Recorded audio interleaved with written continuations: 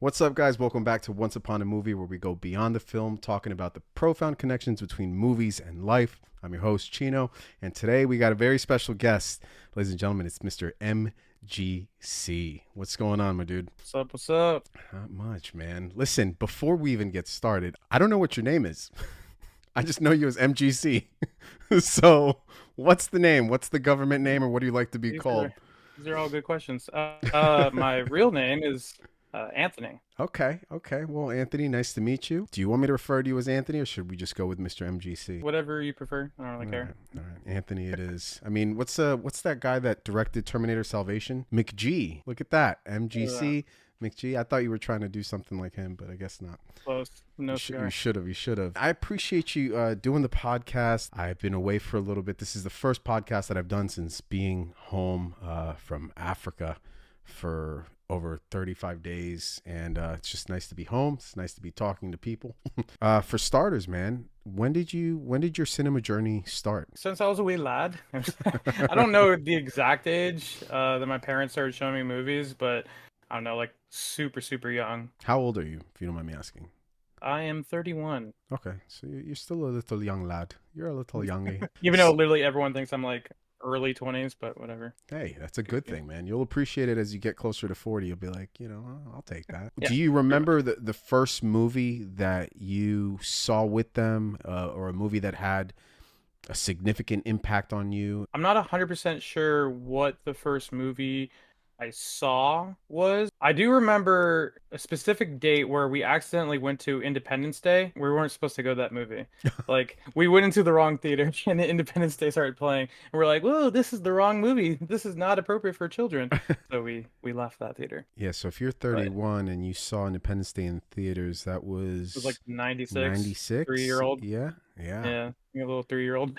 This I, is not good for children. it's not the worst movie. It's No, not like they no, took you to like Nightmare on Elm Street and they're like, yeah. oh shit. I think my first Garbage. movie that I remember going to, and I was in that theater for approximately 45 seconds, it was Look Who's Talking. And the beginning, if you've ever seen that movie, the beginning starts with like the sperm all up in there. And Hmm. I thought it was monsters. I was terrified and I started crying, and we immediately got yanked out. So, Those are some scary monsters. yeah, let me tell you, I got two of them running around now. You know, Uh, but such is life. What was the first movie that you felt like had an actual impact on your life? What was that first movie that you watched and you said, "Hold up, there's more to this than just a movie." Kind of feel like it's my favorite movie because like I've seen that 5 bajillion times. It's a lot of times. And obviously not 5 bajillion, but I'm just gonna go with my favorite movie because that one really made me like appreciate film and like really like this has so many layers to it. But it's Fight Club. Oh, okay. Did you see that in theaters? I saw that on TV Oh, the edited with version. commercial breaks. Yeah, and then I got the DVD and watched it and watched the behind the scenes and then was like, oh my goodness, there's like so much stuff I did not know about filmmaking. Very interesting. David Fincher. One of his movies that I don't own. I know you have so many movies too. Yeah. There's so many random movies that I just never got to owning. I've come to the realization that when I was younger, I was a dumbass. Okay. My taste in movies was all over the place. There were movies that I loved when I was young, and I've rewatched and I'm like, wow, I don't know what I was on. And then there's movies that I've hated when I was younger, and I've rewatched them again for whatever reason and absolutely love them. And I have to be honest, Fight Club was one of those movies that I didn't care for when it came out. And it was just, I don't know, it just didn't do it for me. I saw it years later and I really liked it. But now talking to you about it, I realize I never bought the damn thing. Actually, recently rewatched it like I think 2 days ago. Because my girlfriend never seen it, so we watched it. And I'm just like, yeah, still as good as I remember. Yeah. Still love it. Let me ask you something. You just mentioned your girlfriend never saw it. How do you describe that feeling when you meet somebody that has never seen a movie, and you know what I'm talking about, right? Like you're like, I'm gonna put you up on this. I'm gonna show you this movie, and they get to experience that with you there for the first time. Describe that feeling. What is that? I mean, it's really fun. Like speaking of my girlfriend, she hasn't seen a lot of like main popular movies. So she's never seen Star Wars. So we got to watch Star Wars in its completion Do you together, watch it and in the original release? no, we watched it in chronological order. I want to see her reaction watching it that way. Yeah.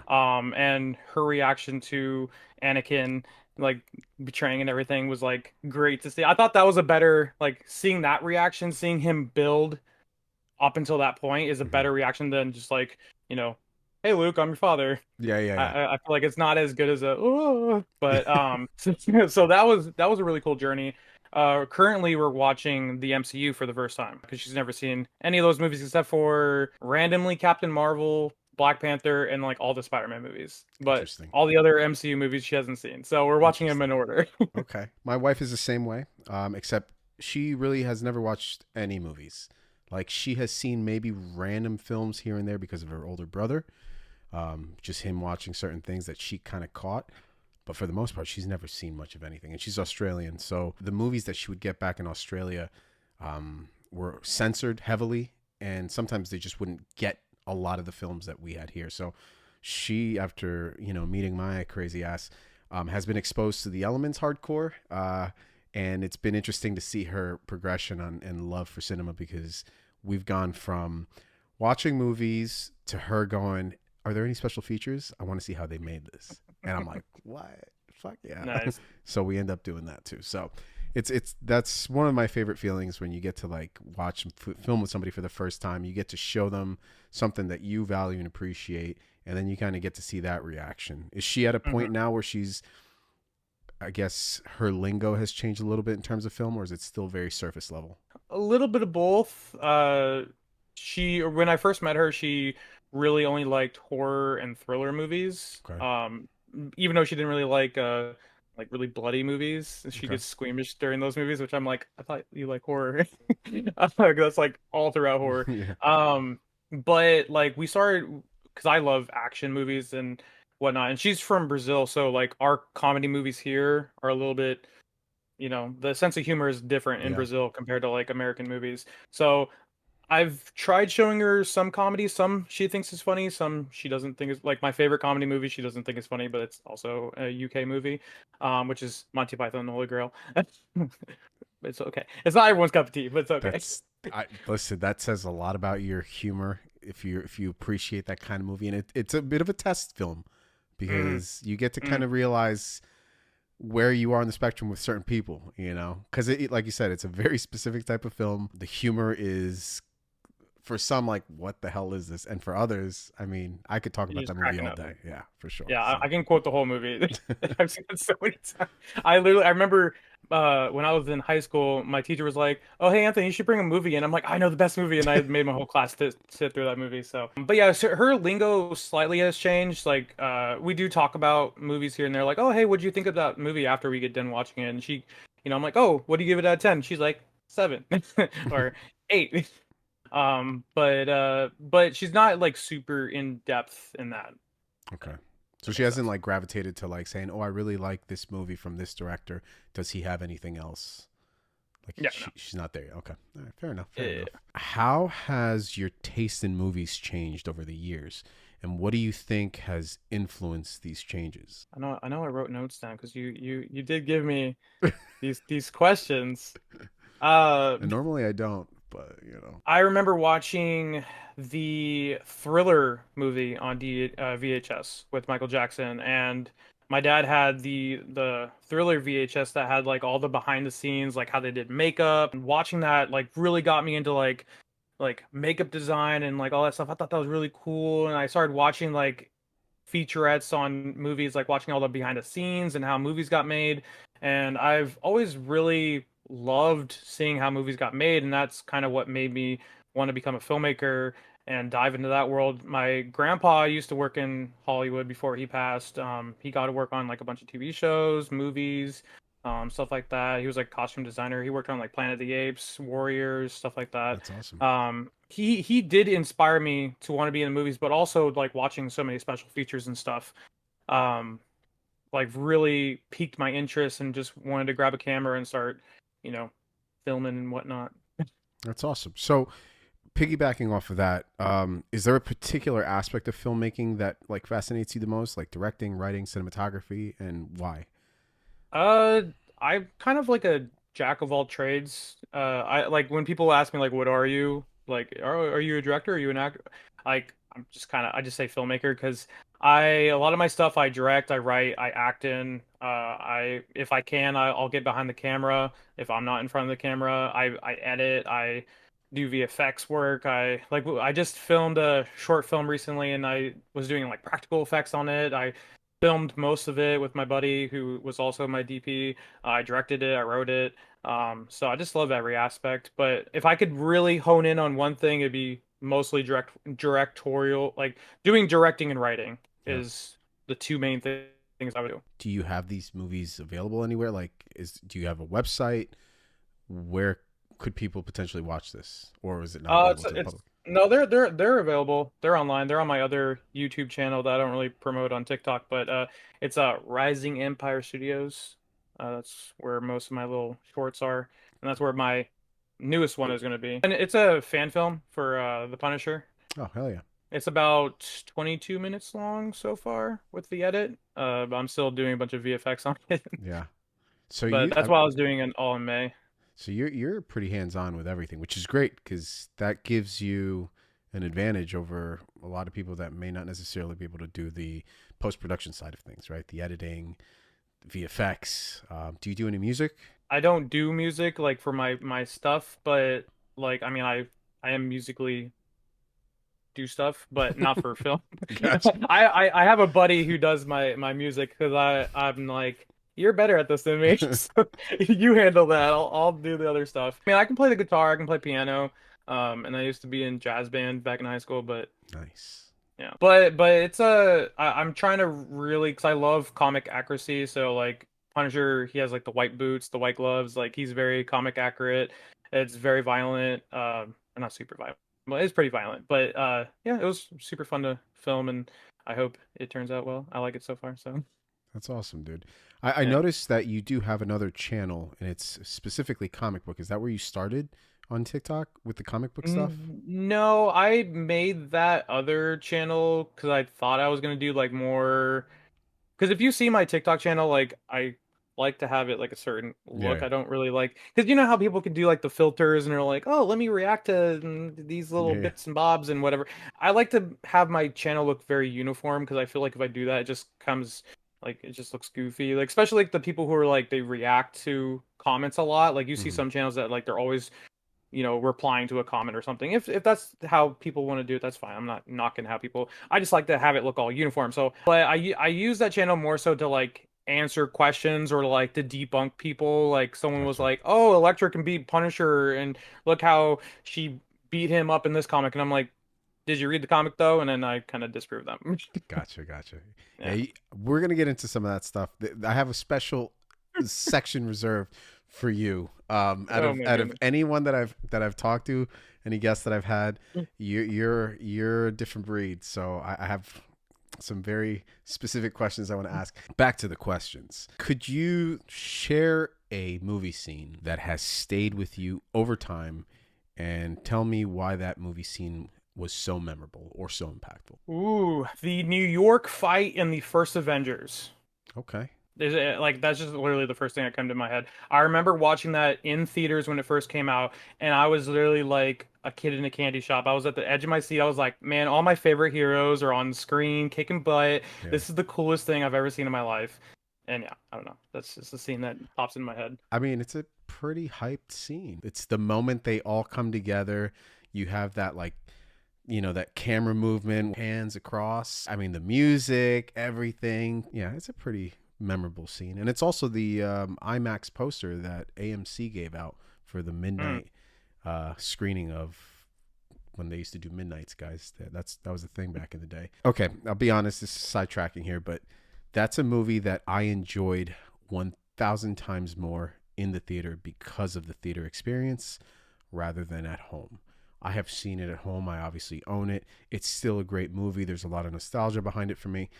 But if I'm being honest, for myself at least, my personal opinion here, I feel like the movie does not hold up outside of that theater experience with everybody cheering and all that. I'm not going to let you talk about that because you're gonna just shit all Go on a over my rant. parade. You know what the fuck you talking about? This is the best scene ever. First off, Yeah, I don't know why you talk like that in my head. Yeah, let me tell you something. We're remember there fucking something? kids. See? Yeah. Is there a film that you have a personal connection with? Maybe that one that mirrors an experience or phase in your life? Gotta look at myself. Is uh, that I don't cheating? know. I No, don't think it's not so. cheating. Honestly, I don't really think so. Like you're not. So when people ask me what I am, most people will refer to me as an artist because I started off only doing music, but my music was always influenced by films and my depression. So those two things were like the things that always fueled my creation. Like, for example, I had a song called The World Ends With You. That song was completely inspired by The Watchmen. There's a line that Rorschach says in the movie trailer, not the actual film, because in the film, in the trailer it's edited, okay, but in the trailer itself, if you watch the original Watchmen trailer, they'll look up to us and shout, "Save us," and I'll say, "No," and he says that, and that shit just, I had goosebumps. I was like, yo, how dark is this shit that this man has Hmm. all the power in the world to be the hero that the people need, and he's like, fuck you. I'm not doing shit, you know? Yeah. And I just thought how badass and dark that shit was, and wrote a song about it. So my art has always been influenced by film, my music and stuff, and like I said, my depression. So for me personally, because I'm a moody ass bitch, um, I will I will have a lot of movies that different phases in my life have kind of sat with me. Like I know in 1999, The Matrix consumed me. It was Hmm. like it wasn't just You're like, I'm the one. I I am am the. the one, Mom. I'm the one, It's bro. not a phase, Mom. Okay. You bend Yeah. a spoon. Yeah. I'm like, "Argh." But like it just like it was like, I don't know, man. Everything just like it was synergy for me. Like a lot of stuff made sense. I felt like it answered a lot of questions of how I was feeling, and it became not just a film. It was like almost like religion in that sense. Hmm. I mean, everything was influenced from that. Like my boy to this day, like our handles. My Deja Vu 786. That's my email. I've used it forever. His thing is Kellen 303, Trinity's number. I mean, we went, pun intended, down the fucking rabbit hole of that movie, and like we learned everything about the film, about like the philosophy that they like studied for the film. So yeah, I guess I'm a little excessive when it comes to it, but figured I'd ask, and if not, I mean, it's all good. I mean, I don't know how far you got into my favorite movies with my DVDs, I but watched them all. I did have Watchmen at the very end. Mm-hmm. I had to specify because I know all the Zack Snyder haters are gonna be like, that movie sucked because it's not comic accurate. It's like, shut up. See, that's the beauty Dude, about. I can go on a whole rant about the how tired I am of people on TikTok hating on Zack Snyder. Yeah. Like I just feel like they're doing it just to get clicks. Yeah. I did a video not on Zack Snyder but on Michael Bay, very similar. I I love said Michael how Bay. I said how Michael Bay is like the Nickelback of movie directors. Like people love to hate on him, and it's a great movie. It's a fucking great movie. There's only one shot in that movie that pisses me off. Other than that, it's a great movie, and I don't understand why he. This is a rant now. I don't understand why Michael Bay just looked at the footage and said, "Yeah, that's it. Let's use that." And it's a complete CGI shot where the ambulance is traveling. I think it's going to impact the car, and there's like a collision that happens, and it just took me out because the rest of the movie, it's all practical with some special effects added in, to like remove certain things. But that one was like complete CGI. I was like, why does this feel like they spent the entire budget on the rest of the movie and they only had $10 for that one scene? I'm like, just don't put that in there. Like, get a different angle, maybe just show the impact afterwards. Anyways, I digress. But yeah, I did a whole thing about Michael Bay and like how he's like, it's so cool to hate on all his movies, but I'm like, the motherfucker's doing work. He's Yeah. got movie after movie lined up. So clearly somebody likes him. And the numbers don't lie, right? And the same Yeah. goes for Zack Snyder. I mean, Zack Snyder, uh, I think I have enjoyed, I'd say, about 80% of all of his films. I own a lot of them, and I get a lot of people where they're coming from when it comes to like why they complain about him. But I also find that a lot of that stuff is like really fucking cool, and sometimes that's just all I want to enjoy. Like I enjoy a Hmm. really good slow mo scene. Sometimes I'm like, Zach, okay, maybe we didn't need that in slow motion at 600 frames per second. Maybe Hmm. speed it up to 120. I don't know. I could have done with less gravel falling, whatever. But that, again, that's all I relevant because looked through his like his library of films and I'm like I don't hate any of these movies. Like I either love some of them, I like some of them, or either some of them are really good to me, some of them are like great, and then some of them are good. yeah, There's none I'm like, ugh, yeah, horrible. yeah. There's only one movie that I remember not enjoying at all, but I haven't seen it since I saw it in theater, and I may give it another chance since I've been doing that all of this year, and that would be Sucker Punch. Sucker Punch was the I only like Sucker movie Punch. that I just, for some reason, it just at that I time wa I didn't enjoy it. it feels like a video game when you watch it. Yeah, and maybe It's I like a mean I've trippy, gone. weird video game with big samurais and Yeah, machine guns and yeah, sword wielding schoolgirls. yeah. I mean, and it all comes down like I've mentioned this. I mentioned this on the Village video because I had seen the Village in theaters, hated it, then fucking saw it and I loved it. I bought it immediately. It's in my collection now, but um, it's my expectations. That just always comes down to that. Like my expectations were just somewhere else, and I was expecting a very different film. And at that time, being young and just being very fucking hard headed, I just didn't get what I wanted, and I was I've always been a little too harsh on certain things. So now that I'm a little bit more mature, I'm still an asshole, but a little bit more mature, I'll go back, rewatch a movie, and then see it with a very different set of eyes. So that's a movie that I do have on a list, a very short list of films that I am revisiting. Do you feel like if a movie gets ruined for you before you can watch it, like for example, the Village, the ending got ruined for me. Um, how long does that take you to want to watch it, or do you just skip it? You're like, it got ruined for me. I don't need to watch this anymore. No, I don't think so at all. I think that when a movie is brand new, I think that can affect you because if the movie is like in theaters right now and the ending got ruined for you, that takes away from all the anticipation, that can take away from the hype, and you may go into that movie with a very different disposition than if you Hmm. were to say wait 10 years when nobody's talking about it anymore, right? Yeah. Because it's quiet, there's been no hype, and in 10 years I would assume that you've changed as a person. Your taste has changed, right? You've matured in that sense to really go back and enjoy something. So for me, Hmm. like, a lot of people said, don't rewatch The Village. Why would you do that? The ending is fucking garbage. And that's why I didn't like it the first time.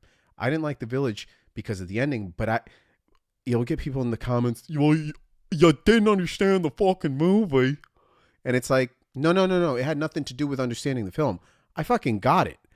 I was lied to. I was given a trailer for a horror film with monsters. If you watch the original trailer, that's what it was, a horror movie about a village and monsters coming to fucking get you. And if you didn't paint the doors red or whatever the fuck color it was, they were going to get you.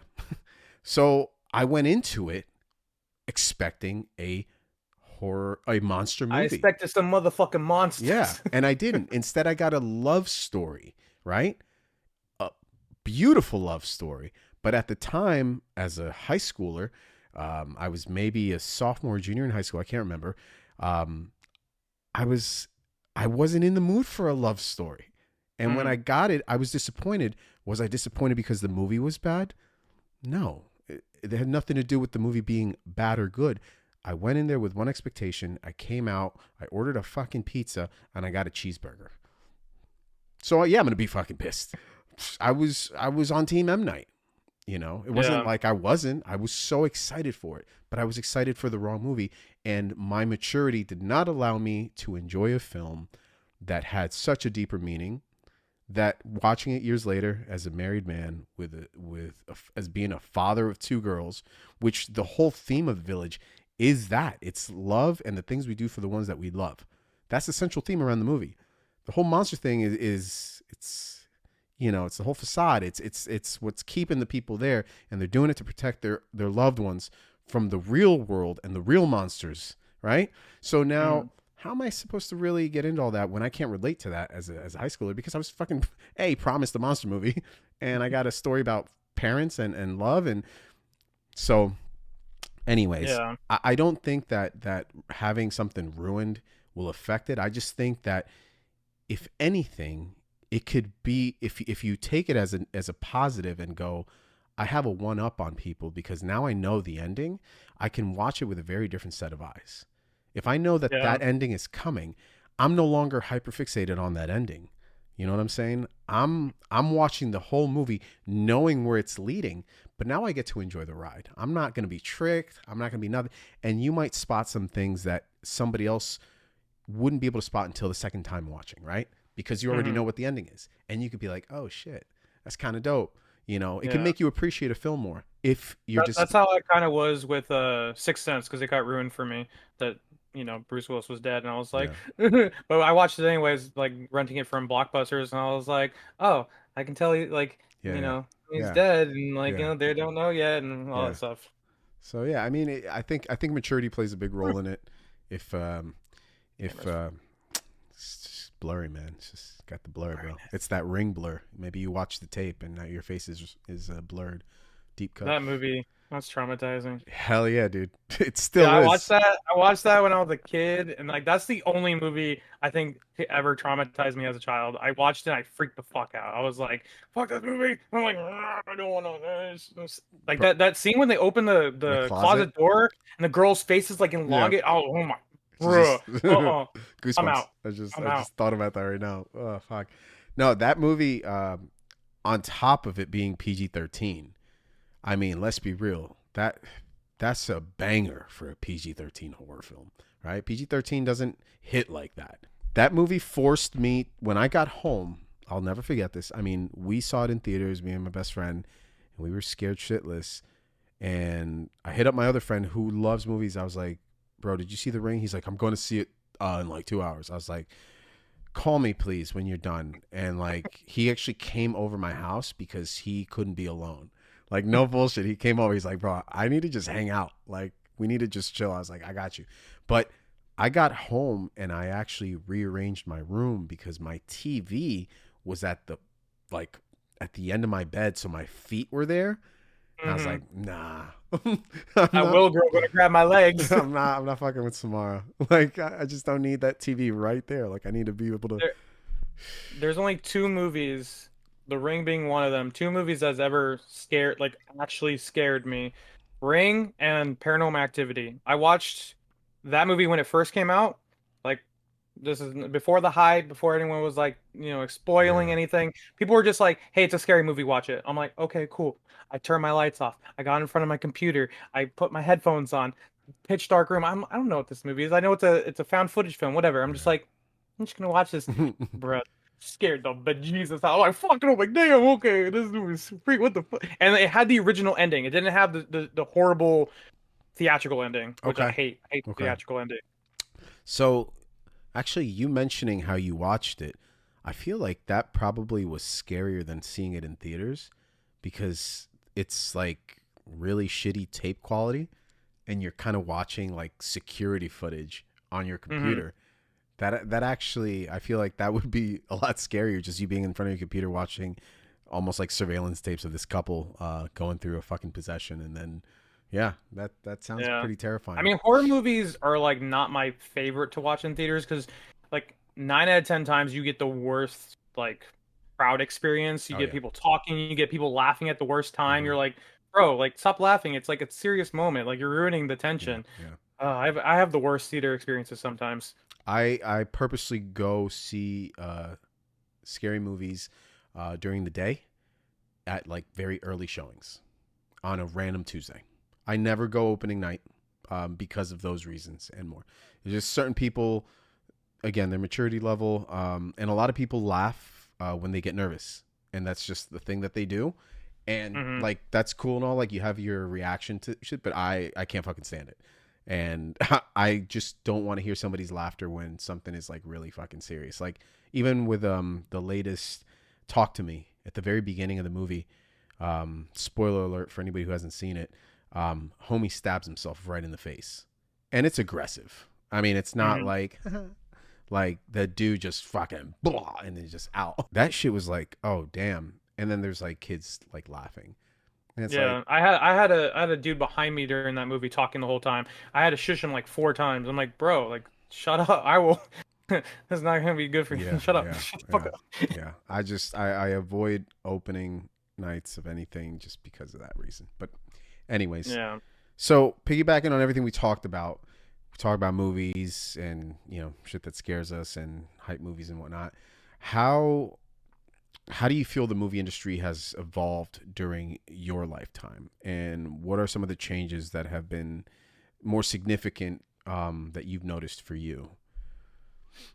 I see a lot of changes for better and for worst. Um, and some of my positives are also kind of in the negatives. Obviously, a lot of the positives is movies are looking 10 times better than they have ever looked before. Mm-hmm. CGI looks amazing a lot of times. Sometimes, I mean, depending on the movie, but I mean, still CGI is better than it was 20 years ago, even 10 years ago, um, for the most part. Um, the filmmaking like techniques and stuff have gotten a lot better. You know, they have so much film to like study off of, so they're always coming up with new things. And making movies is a lot more accessible to people who could have never made a movie 20 years ago, 10 years ago.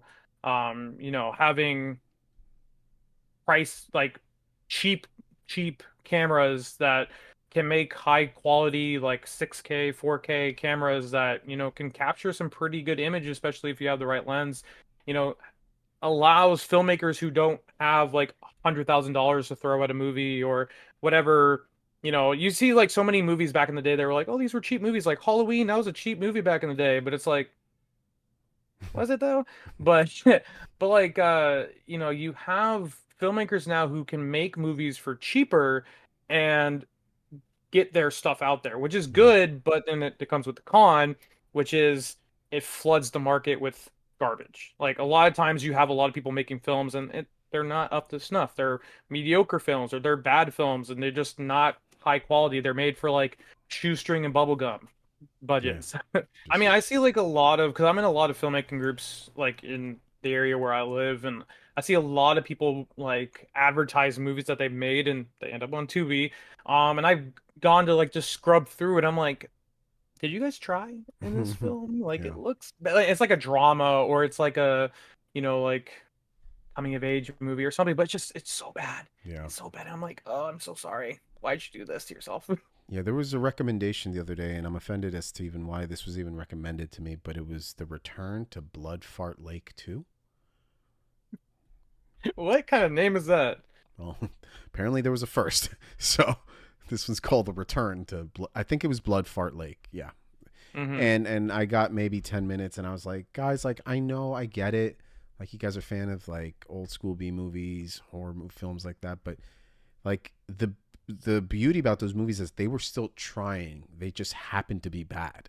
Like you Hmm. guys aren't trying. You're purposely trying to make it bad, and it just comes off as like really like cringe. Whatever. I mean, this is my opinion, and somebody's gonna hate me for it. It took time. No, it really didn't. It took them 10 minutes to fucking film that, and they probably didn't even Yeah. have a script. They just came up with it as they were fucking shooting scenes.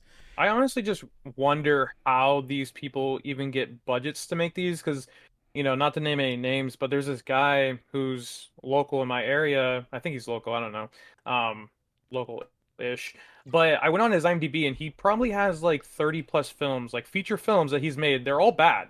Like all the IMDb scores are like under 4. It's like 4 out of 10 and lower. It's like 3.2, He said they're all bad. 2.5. And I'm like, how are you? And it's like the dumbest names. It's like Bull Shark 2, Bull Shark 3, like Desperado comes to town, and it's like, how are you making so many movies? Like, who's giving you this money to Yeah. finance these films? What movie would you recommend to somebody wanting to understand your love for cinema? and what makes it a standout choice? These are good questions. I'm Thank glad you you. asked these important questions. See, the problem with questions like that is if I name a comic book movie, people are like, "This guy is just a comic book nerd. All he watches is comic book movies." And I'm like, That's "Listen here, okay. I mean, they're still good films, it's okay?" all right. There's nothing wrong with that. I mean, I kind of want to say Kill Bill to be honest, because like the mix between Western and Eastern culture that Quentin Tarantino was able to like combine into his like little franchise that he has going on, which I hope there's a volume three. But you just see like a lot of passion in that movie of him like making something that he loves, and you can really feel that when you watch it. Like you can see like his inspirations from other films that he's watched like bleed over into his own movie, and like that gets you excited to like really see like his passion for a film that turned out to be really good. It's a I great was movie. I was gonna I was gonna ask you when you mentioned it earlier, do you want to dive into like, like movies? Yeah. So I'm actually right now almost done with my very first script for my very first film.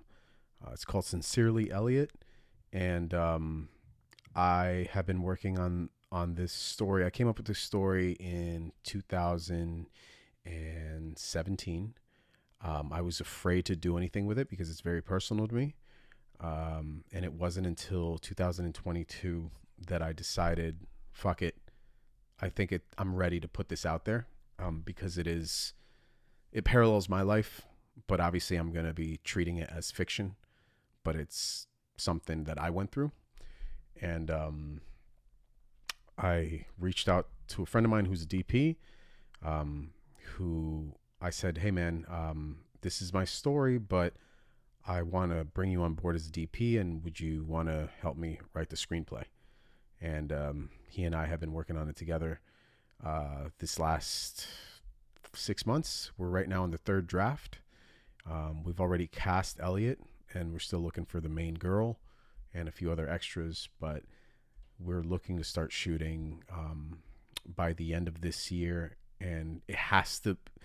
The whole progression of the movie actually takes place during all 4 seasons, so we want to start wintertime and then work our way into summer of 2025. So very excited about Nice. that. I have shot other things already for other people. I've already shot 2 documentaries that were on Netflix. One was called Generation Iron 2, Generation Iron 3. I shot a movie called Kai. So again, I've done a lot in different spaces and different things. And even when I was out in Africa, I was out there shooting a documentary about poaching. Yeah, I've kind of done everything, but my goal at one point will be to take Sincerely Elliot, get backing on it. I have 2 investors right now that I've gotten to, put money into it. And yeah, my goal is to push that. This is the kind of thing that like I don't care how long it takes me. It's just I have to get it done. And I have other stories as well that I will be, filming right now. We're in pre-production on another movie that I'm going to be doing DP for and also editing it. So there's a lot of other stuff, but personal for me, I have 3 stories, and Sincerely Elliot is the first one. So many ideas that I want to make on cool movies and interesting movies. A lot of my movies are like, I guess you could say more on the entertaining side. Like they're not really like emotional or like depth. Like there are a lot of them are action or sci-fi, Mm-hmm. fantasy, stuff like that. Just because it's like I want people to go watch my movies and just really enjoy what they're seeing and just Yeah. have like a really fun time. Like maybe turn your brain off, maybe not, like but I want to have like really fun characters. I want it to be memorable. I want you Yeah. to go to the theater and be like, that was a really fun movie. That's awesome. It makes sense because like a lot of like the movies that you like to talk about, they're more on that side of things. Like you talk about a lot of comic book movies. It makes sense that you would want to create stuff like that because you yourself love to watch stuff like that. So, Yeah. it kind of goes hand in hand. Where I'm like fucking depressed bitch, I've gone through my serious shit and I love feeling. Like I can watch a movie and bawl like a bitch, right? It just and I want that. That's how I felt of the Iron Claw. That That was ending, that was a good movie. that fucking ending when he's like, I shouldn't be crying, and his kids just say, it's okay to cry, Dad. Oh my God. Bro, I was sitting next to my wife. It was date night, and I'm just like, Have you like cried during a movie and your girl's just no, like she hi? she she loves that. She loves seeing me be like emotional and like she's like, I mean, she'll tell me, she's like, this is why I love you. Like, you are not afraid to show your emotions. And I'm not. I've never been afraid. I'm very outspoken. I'm very Mm, blunt. And, I'm a father of two girls. So like I am I'm what I teach my girls is emotions happen for a reason. Your body naturally produces tears for a reason. mm-hmm. Don't hide it. Don't try to Yeah. control it. Let it happen. Embrace it because there's a reason why our bodies are doing it. Embrace your emotions. The strongest people are the ones that are in control of their emotions, not the ones that hide it. That's what I always Yeah. say to them. So I've always taken that and applied it to like movies, right? Like I watch all sorts of movies and I don't pretend like I'm not. If I'm with fucking three dudes and we're like, what's up? We're going to go see this movie. And I start shedding a tear, I'm not going to be like, oh, Don't you know, look at me. I'll sit there with a fucking straight face and let them bitches fucking fall. Yeah. And then I'll look at him and I'll be like, fuck you, dude. This shit is satisfying. It allows you to enjoy the movie on a different level. Like Yeah. if you're able to like connect to a movie to that point, and I know some people that don't cry, and my brain can't comprehend that. Like, how do you not? You don't feel anything? Like, to me that's crazy because I feel like they're missing out on something if they can't connect to that level that produces something like that. Mm-hmm. Whether it's sadness or anger. Like, you ever leave a movie and you're just fucking angry because it's like the characters just did some shit, or like The Mist, for example, right? The The ending. not even the ending, but the chick, the crazy religious zealot in that film. She angered me to no end. She got them to stab the one freaking Marine, uh, uh, what's the word that she kept saying? Expiation or some shit. There's a word that she says, and expiation, and she's getting everyone to say it, and they all go Mm-hmm. blood crazy, and they kill the one guy because he's a sinner, and it's just, oh, like, someone if I can kill that bitch, and I'm like, she's not even real, bro. Yeah. But I love that. I love feeling that. I got two more questions for you, and then we're gonna dive into something that is just exclusive to you because I have to get into this. So, okay. Are there any filmmakers or actors whose careers you have followed closely, and what draws you to their work? Obviously David Fincher, Quentin Tarantino, and recently, to be honest, David Leitch, because he went from a stuntman to a director, and he's been directing like just awesome movies lately. Like I really enjoyed Atomic Blonde, Bullet Train. I liked Fall Guy. So I'm just really excited to see what else is coming from him. Like if I see his name is on the poster, I'm like, okay, I'm watching it. I'm there. I'm sitting. Because he understands action.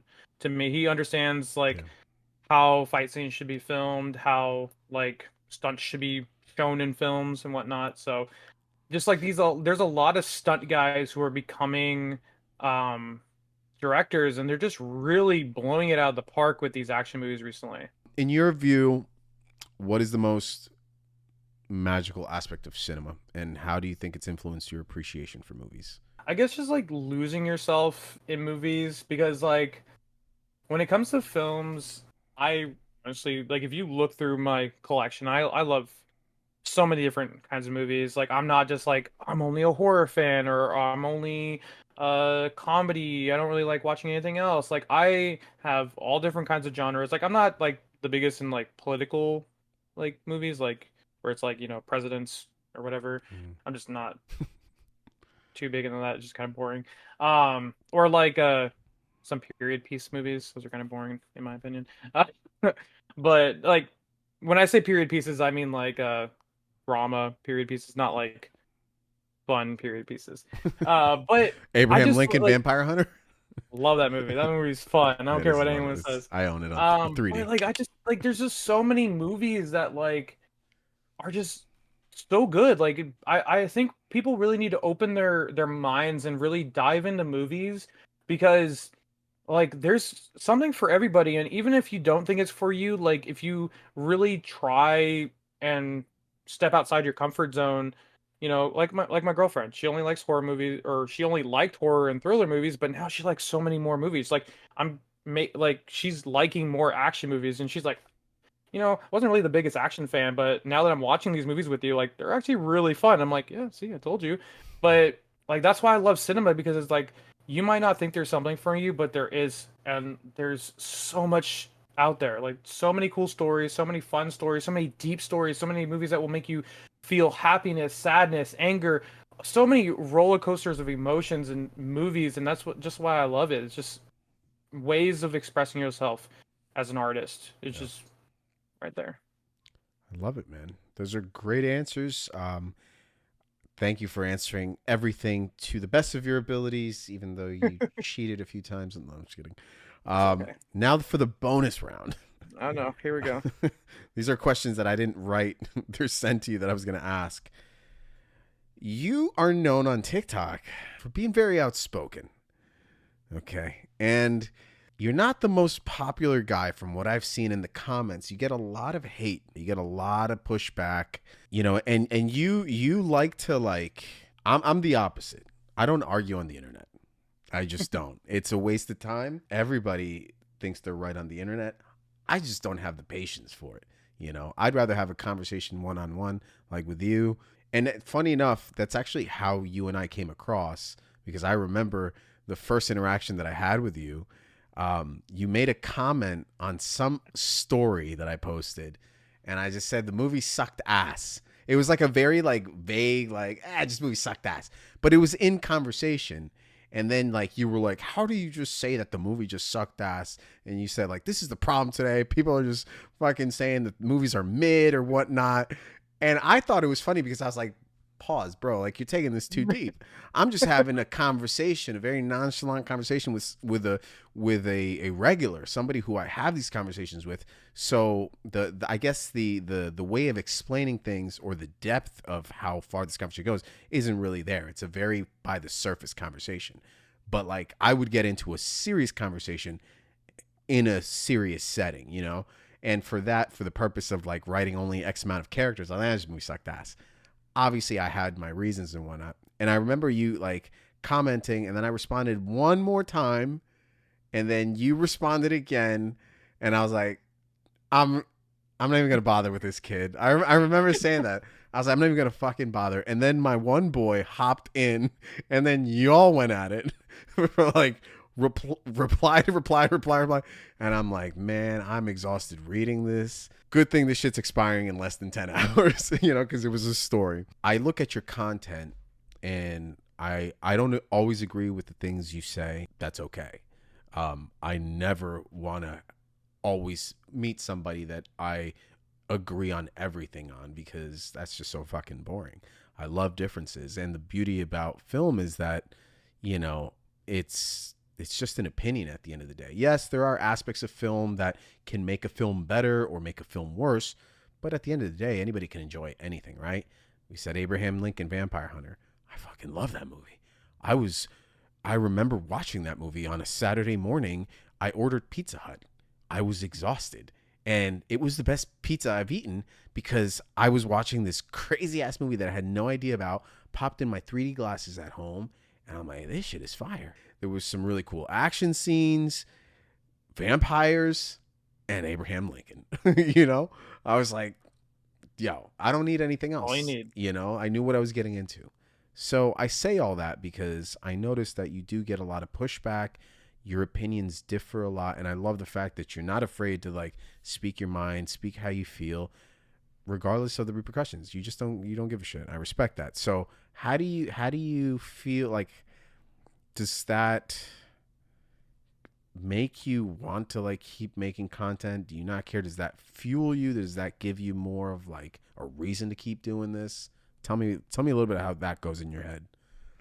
I mean, I feel like a lot of film talkers are just sensitive little babies. I don't know, dude. They're just like, there's a lot of people on Film Talk who are pretentious, ass people. Like they got their nose too high to the sky, and like I just feel like people on Film Talk just don't enjoy movies. Like some people just like are shit talking so many films. I'm like scrolling on my FYP and it's just like people are just angry. They're hating on fun films. They're hating on. They're like just so angry at everything. And I'm just like, do you guys not enjoy anything? Like just have some Yeah. fun. I made the top 10 horror remakes that Yeah. are better than the originals. Oh Yeah. my goodness, that was a Yeah. shitstorm. I got two of my number one haters on Film Talk making videos about me, crying about because I said it was a victim of the 70s, and they didn't understand that because I was trying to make a quick video. I don't have so much time to explain that. Yeah. But if they're checking out this podcast, I'll explain really quickly. But you know, it's very simple. Like if you really think about it, if you look at Carrie, right?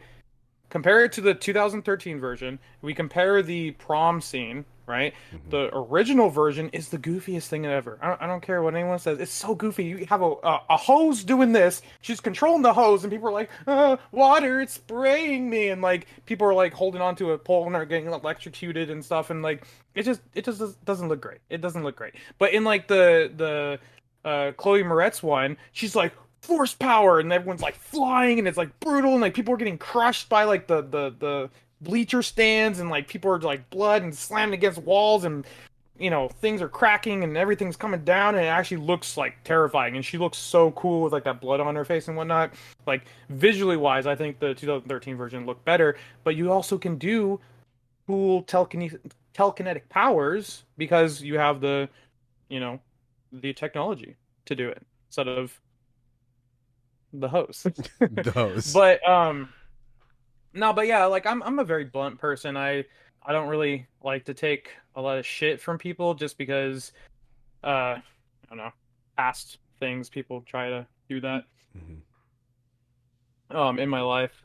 So I'm just kind of had to grow a hard skin to deal with people. And I dealt with it when I first came on the TikTok, honestly, like uh when I was brand new, I didn't care about people's follower count. Like, you know, I made a video replying to two TikTokers who I guess had a lot more followers than me. Again, I didn't really care. I didn't really care about I had like 500 followers at the time. I Yeah. just made a TikTok because I'm like, you know, I was like, oh, okay, let me debate you on this because I don't think you're right. But you know, it pissed off him and his large followers, and they all flooded my comments. You know, being all pitchforks and stuff. But you know, like speaking back on that video, like you know, people are yelling at me, but like that's just the horror community. You know, like you're gonna have people who are diehards of their original films, and no matter what you say, you know, they're gonna love them more, and that's perfectly fine. You know, you can like a film more than the other one. I'm not saying you're wrong. And for the most of the video, I said I liked the originals as well. I just like the remakes more. But to what you said, I don't really have it affect me as much as Hmm. like it might be for some other people. Because like I told you before, I'm not really a reactionary channel, so you don't see like a lot of videos of me like pressing like reply to comment with a video of me like listen here, mother, like whatever. Yeah. I'm not gonna do that. Like I don't want my channel full of me just replying angrily to a bunch of goobers who want to get all grumpy at me about my opinion, and that's why I say in front of a lot of my videos, these are my opinions and yours are probably going to be different. Yeah. And people like to ignore that part. Yeah. They want to be grumpy about everything. Yeah. When I mean, I haven't been on TikTok for more than a year. And, at first I enjoyed like, the just having conversations because I don't get to have conversations with anybody about movies. Like my wife, as much as she loves to watch movies now, she's not a person that I can just have a conversation with about a movie, the way I like to like get in depth and whatnot. And for the first time ever, I feel like with TikTok, I had that platform where I met people that were very like minded and we could talk about films. Your feelings on a movie are always going to be subjective at the end of the day. I don't give a shit how technically incredible a movie is. If it just didn't hit for me, it just didn't hit for me. But I also understand and respect somebody's opinion otherwise. What I see on film talk a lot is the lack of understanding that very small little thing that it is all subjective. And these diehards, as I call them in my generation, in my time, a bunch of dick riders, they just it's their way or nothing at all. So I personally just don't give any attention to any of that. I have unfollowed a few people that are just straight up like just nasty, because I can only listen to it for so long. Like a Mm-hmm. lot of us, when we talk about film, we can easily fall under the pretentiousness of what we're saying, and come off really fucking schmug, and just be like Yeah. douchey about it. I just love to talk about movies and like how they make me feel. I don't do a lot of movie reviews because I'm like, my opinion doesn't fucking matter. I'll do movie recommendations all day. I like a movie. I don't really get into it. I really avoid just, I mean, my generation's different too. I'm almost 40, dude. Like, I did not grow up with the fucking internet. We trash talked in person. I didn't do the back and forths. Like, fuck that. I just don't have time for it. And I'm not going to waste a minute of my life replying to some dumbass who thought that, the fact that I like Terminator Salvation a lot says I don't know fucking movies. Like Mm-hmm. what? Like I like Terminator Salvation. Even like let's say with you and me, like when you first commented, I could have like if I was that person, I could have like just gone off, and then you would have gone off, and I would have gone off again, and we just kept going. Like, what does that do for anybody, right? Where I was Yeah. just like, whatever. I can tell I knew from your second reply, I was like, this dude is passionate about movies. I get where he's coming from. I can't remember exactly what I said, but Oh, I can have I, it I screenshot. I'm just kidding. The problem with film talk that I've seen is that everybody's so reactive. It just hmm in TikTok in general, not just film talk. TikTok in general, everybody's so reactive. Like you don't take time to process emotions. Back in the day, I hate saying it, but when we didn't have social media, we had a lot of time to ourselves, which gave us that opportunity to sit the fuck down, shut the fuck up, and process our emotions. Right? Something Yeah. happened when 9/11 happened. Nobody tweeted about it. Nobody posted it on social medias because there wasn't any of that. When 9/11 happened, we either got to see it on the TV or we got to see it in person. We all just sat there in our own emotions and dealt with all of this and what followed for years to come. Now it's like it's happening in real time. Let me stream it. It's happening hmm in real time. Let me respond to it. I didn't even have 10 minutes to process this. I didn't even think about this. I didn't think about how I feel today and how I'm going to feel tomorrow about it if I let it sit, right? If I let it marinate a hmm little bit.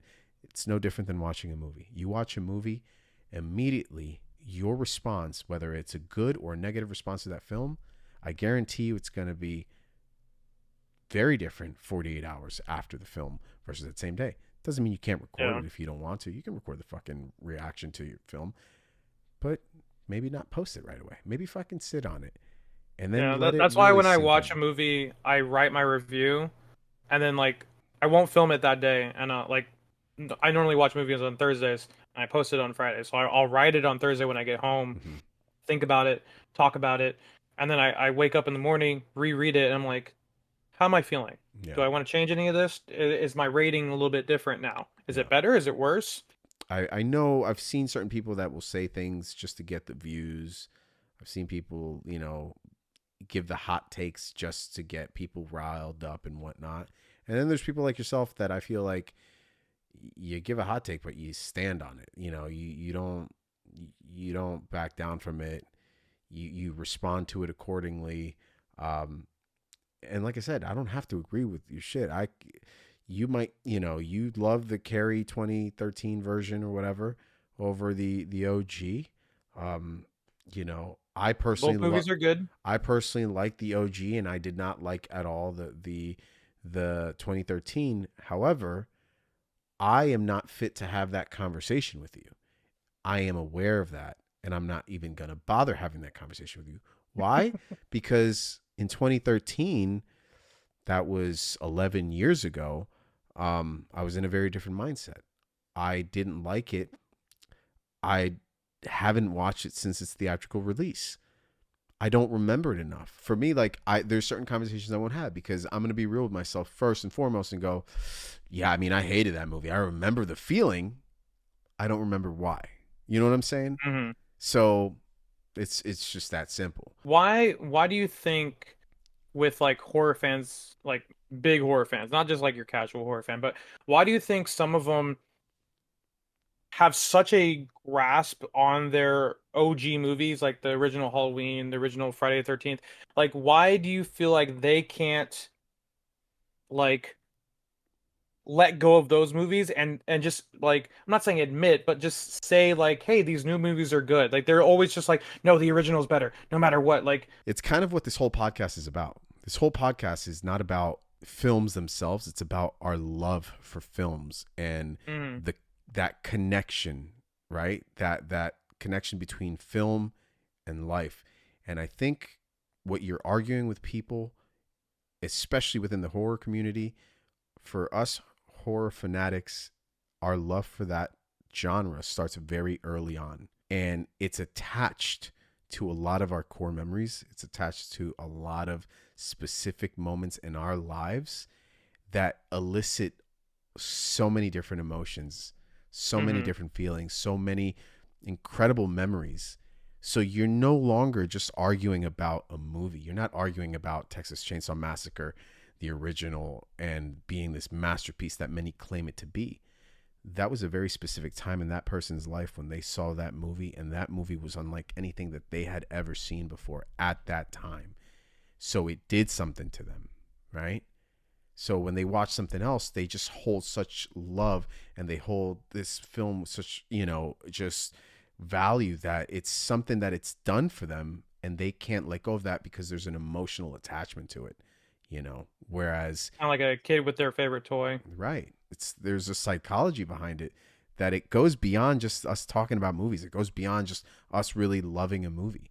Like Mm-hmm. Terminator 2, you mentioned it on your video. To me, Terminator 2 is one of the greatest action films to have ever been made. It ticks all the boxes: action, drama, suspense, the thrill, the emotions. I order you to not go. I order you to not go. And he's like, I understand why you cry now. And that movie as a child changed so much in my life. When I Mm-hmm. hear the Terminator music, it brings me back to being back in Costa Rica, being at my neighbor Martha's house, watching this movie that they would allow me to come over to see it because we couldn't afford a TV, we couldn't afford a VHS, and they had it. You know, it's more to me than just a movie. So I become very attached to this film, not just for the film itself, but what it did for me. So Yeah. when you're arguing with people like that, that's why I don't bother.